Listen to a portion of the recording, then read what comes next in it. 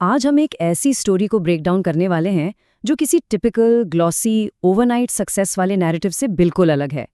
Internet पर fake motivation तो बहुत मिल जाएगा, राइट?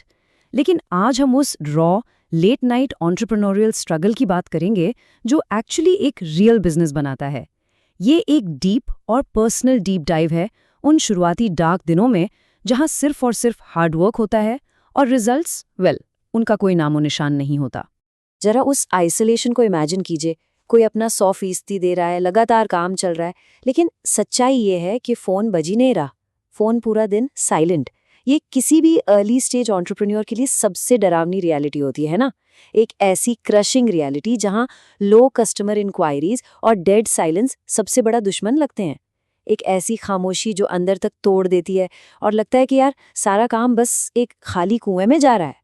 और सच बताऊं, ये खामोशी इसलिए और भी ज्यादा चुभती है क्योंकि बिहाइंड द सीन्स एक बहुत ही इंटेंस, बिल्कुल मैकेनिकल ग्राइंड चल रहा होता है। रोज नए थंबनेल्स बनाना, इंगेजिंग स्क्रिप्ट्स लिखना और फिर घंटों बैठकर उन वीडियोस को एडिट करना, ये एक रिलेंटलेस साइकिल है। सो द पॉइंट इज, यहाँ एफर्ट में किसी भी तरह की कोई कमी नहीं छूटी जा रही। एक एक दिन मैकेनिकल प्रिसिजन के साथ कंसिस्टेंसी मेंटेन की जा रही है, भले ही व्यूज आए या ना आए। और फिर जब उस इंटेंस मेहनत और फोकस के बाद end of the day result check किया जाता है तो सामने आता है एक बड़ा सा नंबर, 0, या समझ लीजिए उसके बराबर का ही कोई ऑलमोस्ट 0 नंबर। सोचिए, एक तरफ मैक्सिमम डेली एफर्ट है और दूसरी तरफ है ये हार्श अनयील्डिंग रियलिटी। जब इतनी मेहनत पर रिटर्न ऑन इन्वेस्टमेंट बिल्कुल 0 दिखे ना, तो जर्नी बहुत पेनफुल हो जाती है। कंसिस्टेंसी डिस्पाइट लो व्यूज एक ऐसा पहाड़ बन जाता है जिसे लिटरली रोज चढ़ना पड़ता है। और ये दर्द तब और भी भारी हो जाता है जब अपना ही सर्कल डाउट करने लगे। एक तरफ दोस्त इस नए वेंचर का मजाक उड़ा रहे हैं, दूसरी तरफ फैमिली टेंशन में पूछ रही है कि आखिर आगे का प्लान क्या है, फ्यूचर क्या है इसमें। और इन सब सोशल प्रेशर्स के बीच एंटरप्रेन्योर का पूरा दिन बस एनालिटिक्स पेज को बार बार रिफ्रेश करने में निकल जाता है, इस उम्मीद में कि शायद एक नया व्यू दिख जाए। सच में एंटरप्रेन्योरशिप का ये mental pressure early stage creators को सबसे ज्यादा आइसोलेट करता है। हर दिन एक नया और बड़ा स्ट्रगल लगता है। लेकिन पता है, सबसे अंधेरे वक्त में ही सबसे बड़ी क्लैरिटी आती है। Section 1, the Epiphany, trust over views.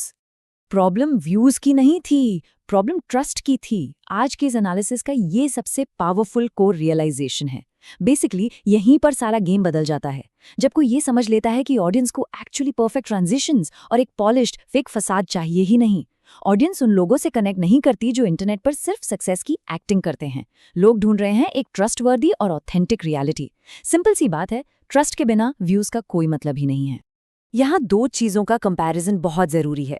एक तरफ है फेक मोटिवेशन, यानी इंटरनेट पर एक्टिंग, जो आजकल एक इल्यूजन की तरह लिटरली हर जगह फैला हुआ है। और दूसरी तरफ है रियल जर्नी, बिल्कुल अनफिल्टर्ड और असली स्ट्रगल। सो यहाँ स्ट्रेटेजिक डिसीजन ये था कि उस पॉलिश्ड फेक दुनिया को छोड़कर एक सच्ची मेसी रियलिटी को दिखाया जाए, क्योंकि डीप डाउन एक रियल बिजनेस जर्नी ही एक्चुअली लोगों की लॉयल्टी जीत सकती है और धीरे धीरे एक सॉलिड अनब्रेकेबल ट्रस्ट बिल्ड कर सकती है। तो आखिर इसका प्रैक्टिकली क्या मतलब है? Section 2, documenting the reality. अब कंटेंट में कोई एब्स्ट्रैक्ट हवाई मोटिवेशन नहीं था। डॉक्यूमेंटिंग द ग्राइंड का असली मतलब था उन कॉन्क्रीट चीजों की बात करना जो एक्चुअल डेली ऑपरेशंस में आती हैं, जैसे ट्रैवल एजेंसी कैसे चलानी है, लोकल एसईओ की एग्जैक्ट प्रैक्टिकल टैक्टिक्स क्या होती हैं, गूगल मैप्स पर रैंक करने की ग्राउंड रियलिटी क्या है, क्लाइंट्स के साथ एक्चुअली क्या क्या स्ट्रगल्स आते हैं, और सबसे बड़ा, इन सबके पीछे का मेंटल प्रेशर कैसा होता है। ये इमोशनल स्टोरी टेलिंग के साथ जुड़ी प्रैक्टिकल इंसाइट्स हैं। जब इस लेवल की सच्चाई शेयर की जाती है ना, तब ऑडियंस के साथ एक जेन्युइनली डीप कनेक्शन बनना शुरू होता है। और बस यहीं से शुरुआत होती है अगले फेज की, सेक्शन 3, द स्लो बिल्ड। अब इन फिगर्स को देखिए। किसी वैलिडिटी मेट्रिक के हिसाब से ये माइक्रोस्कोपिक लग सकते हैं। पहले सिर्फ 10 व्यूज, फिर धीरे से 20 व्यूज और फिर 100 व्यूज। इंटरनेट की दुनिया में ये नंबर्स बहुत छोटे लगते हैं, पर एक स्ट्रगलिंग एंटरप्रेन्योर के लिए ये स्मॉल विन्स बहुत ह्यूज फील होती हैं। इस छोटे से डेटा में एक मैसिव इमोशनल शिफ्ट छुपा है।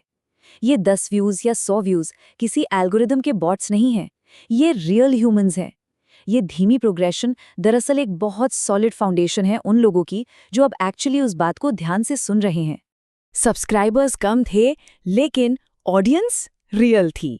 देखिए, आज के सोशल मीडिया एज में लोग फॉलो अकाउंट को सबसे ऊपर रखते हैं, लेकिन रियलिटी में एक जेन्युइनली इन्वेस्टेड ऑडियंस जो उस रॉ स्ट्रगल और सच्चाई से रिलेट करती हो, वो उन हजारों फेक फॉलोअर्स से लाख गुना बेहतर है, क्योंकि वो रियल लोग ही लॉन्ग टर्म बिजनेस जर्नी का हिस्सा बनते हैं और वही एक्चुअली एक असली सपोर्टिव कम्युनिटी बनाते हैं।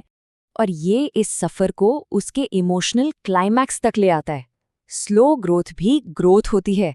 जब एक एंटरप्रेन्योर इस बात को कंप्लीटली एम्ब्रेस कर लेता है ना, तो आधा मेंटल बर्डन वहीं खत्म हो जाता है। एक एक्सेप्टेंस मिल जाती है कि हाँ, छोटा सा चैनल या बिजनेस का रास्ता मुश्किल जरूर है, लेकिन आगे बढ़ने की डायरेक्शन बिल्कुल परफेक्ट है। ये एग्जैक्ट वही माइंडसेट है जो एक छोटे वेंचर को कल की सबसे बड़ी सक्सेस स्टोरी में बदल देने की पावर रखता है।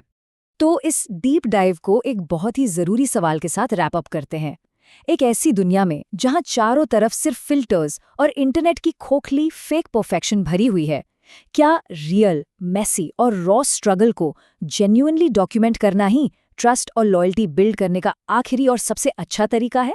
इस बारे में ध्यान से सोचिए जरूर। हम इंटरनेट पर जो देखते हैं और जिस पर अपना ट्रस्ट इन्वेस्ट करते हैं, उसके पीछे का रीजन समझना बहुत जरूरी है।